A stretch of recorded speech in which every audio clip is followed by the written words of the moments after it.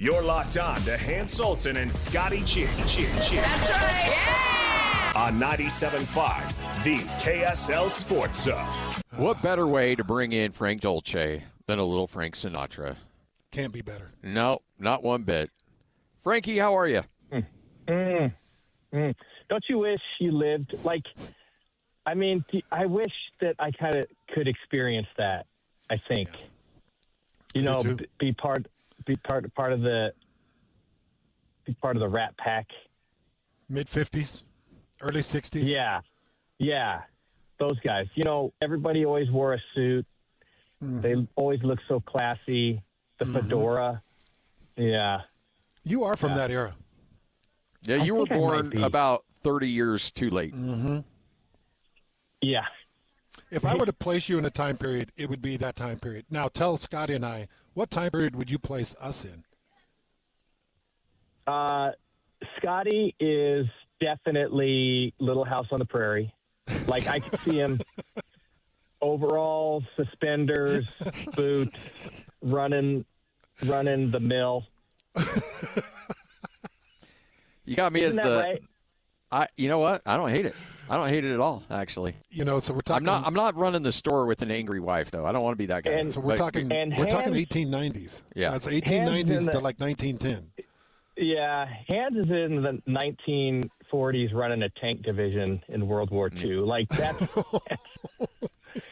with the crew cut and just a cigar, half a cigar hanging out of his lips all the time. He's got a big, star tattoo on his bicep and probably a ship across his chest, and he's just yelling and barking orders at people. Always has a furrowed brow. That's Hans. What? Yep. I've always felt like I've come across as just a softie. No. I think we put a lot of ammunition available to you, and you would turn into quite the war artist. You'd think I'd go bonkers? Yeah. Oh, yeah. Well, Frank, to that, I spent 7 hours at Pearl Harbor on, was that Monday? Is it on Monday or Sunday? It's hallowed ground, and it's an unbelievable experience being there, right? It's as good as it gets, man. I don't know. I've been a lot of places, but that definitely is as good as it gets. Yeah, it's amazing. I had an uncle who was stationed over in Hawaii in the Army as the planes were flying over and bombing Pearl Harbor. Was he a Dolce? So he was, yeah, Uncle Sam. How about that? I had an Uncle Sam. Dolce. During the war. Yeah, during the war. All of that.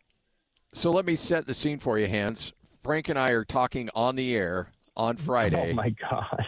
And right in the middle of our conversation, boom, it hits Twitter.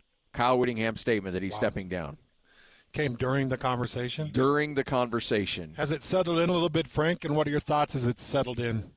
A little bit. I mean, by the way, the conversation we were having is I was telling everybody why Coach Whittingham wasn't going to retire. Yeah, and then I would have been saying the same. He was like, hey, breaking news. Ouch. I would have said the exact same, Frank. Yeah, I still don't think it, so his retirement, I don't know. I mean, I think one of the things that I'm not considering in all of this in his retirement is he's been at it a long time. And not that, I mean, he's a guy that always claims that he sleeps well, like he doesn't lose sleep. But I think that there's a lot of anxiety that goes along with being in that position, especially being in that position that long. And for someone who really cares about it, like he's going out there and he's not only is he trying to win every week, but he's trying to win with the team every week. He's trying to win with building up his players and developing great young men to go out and be productive in the community and all of those things he cares about. So maybe I'm not taking that into consideration as how being a head coach and someone who is in it so deeply, how that affects your life on a day-to-day basis. I mean, I think that would be difficult to manage. So, and he's had a great run. And lastly, I guess I would say about that is he has left a program to Morgan Scalley that is as high functioning as any program in the United States. I mean, we've seen a lot of coaches leave programs in terrible shape, and the next guy has to come in and try and rebuild or redo something, and that is certainly not the case here. It's not the case. Would you want to be the guy that follows Kyle Whittingham? And I know that Morgan's been along the whole time, but like you said, there's a high standard. Do you want to be that guy? You know what they say? You never are the guy to follow the legend. You're the guy want to be the guy that follows the guy. Yeah. Mm-hmm. Yeah.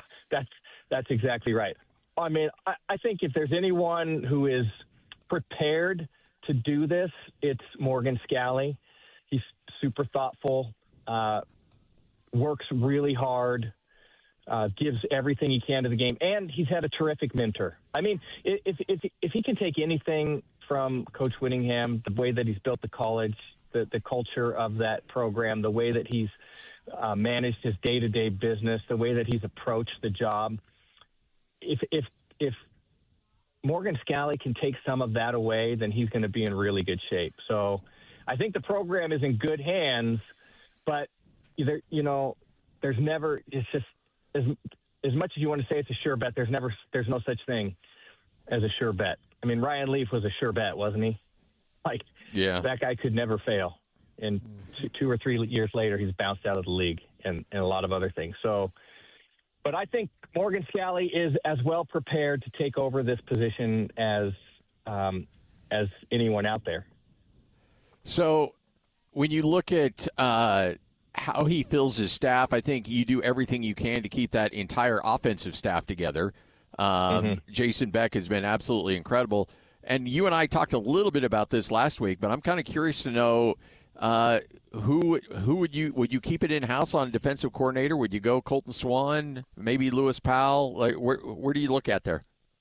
I think there's some really good options internally for defensive coordinator, and like I've always said this about Coach Whittingham is because he was there, the architect was always in place for the defensive side of the ball, and so you could make a little bit of a miss on that side and still be okay because the architect was there. I feel that way a little bit with Morgan Scalley, and so I would say in terms of culture of the place, unless you find out there, unless you find out in the market, just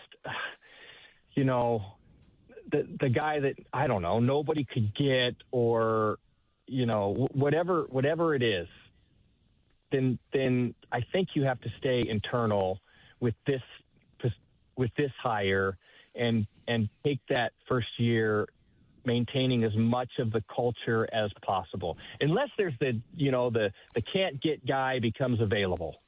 I don't know who that is. Would you make a phone call and just say, hey, Jay, look, I understand it, but let's just, is there something we could do here? Come home. No doubt. I would say, Jay, we have a $500 million partner. They really want a defensive coordinator. Absolutely, I would call Jay Hill. Jay, we'll give you coach in waiting. Yeah. You're the coach in waiting. I mean, Jay Hill is a guy that I think you have to call. It would be unwise not to call him. Like you have to give that guy a shot, especially with his ties and with everything that he's done. And I mean, he's going to be tough to get, and they just reworked his contract down south. But he's a guy that you have to call for sure. So, I've had a couple people ask me this, Frank. Is there going to be portions of this $500 million investment that will be available for this upcoming NIL season? Because everybody now saw Texas Tech do it, and they're in the CFP, and we're all hoping that they go crazy in the CFP. But now Utah fans want to know, can we be the next buyers? Do you know, is that money available? Can they go on a spending spree? My understanding is that money is not necessarily available in that area, and my understanding is also that the deal isn't done. Like the Board of Regents has just given the approval for the deal to get done, and now they're working on the negotiations of it. That's my understanding.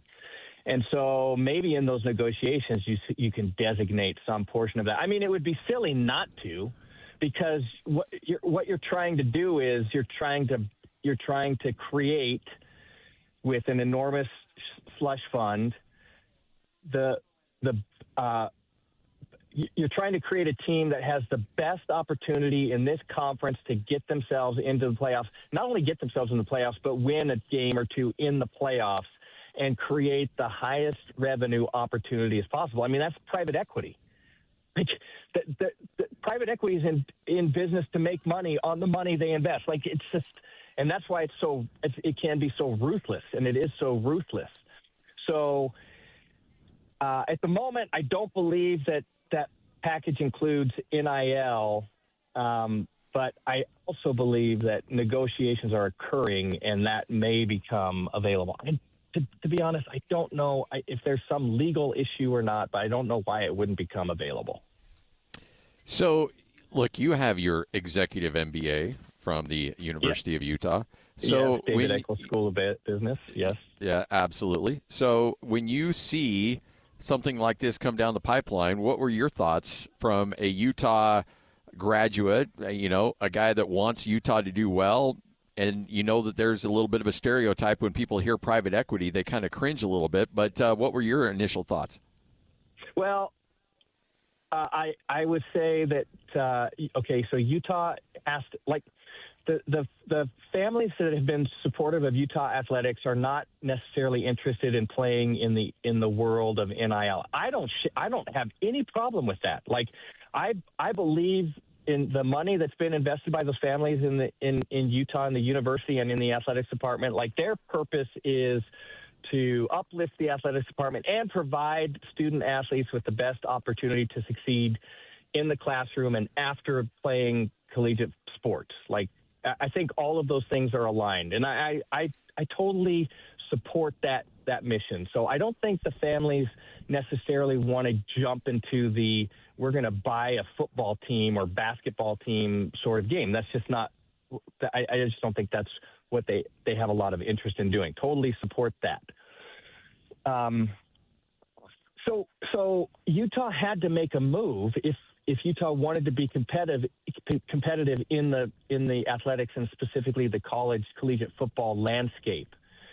So that's where the game is going, and private equity is certainly going to be a big part of that. It's going to be a big part of it, not just with Utah. We're going to see other deals occur. So, okay, Utah makes a move in that way. I understand that. To be honest, I kind of wish that Utah was not the first to go out and do this, because that's the low bar. Now that's the low bar. Like, now you know what? Oregon's going to go out and do a deal, and Oregon's probably a bad example. Washington's going to go out and do a deal. Now Washington's going to do a deal for $1 billion. Mm-hmm. The bar's already been set at $500 million. Washington's not going to do a deal for $500 million. They're going to do a deal for $1 billion. And then some other school is going to do this. What is it? Florida State is going to go out and do a deal with some private, and they're going to do a deal for $1 billion. Like, you know what I mean? So being the first one out there's positives to that, and then, there's probably some downside to that as well. And lastly, on this whole thing with private equity, I don't like it. College football is not college football anymore. Like, the way that we grew up playing, the way that we grew up watching college football, it's not the same.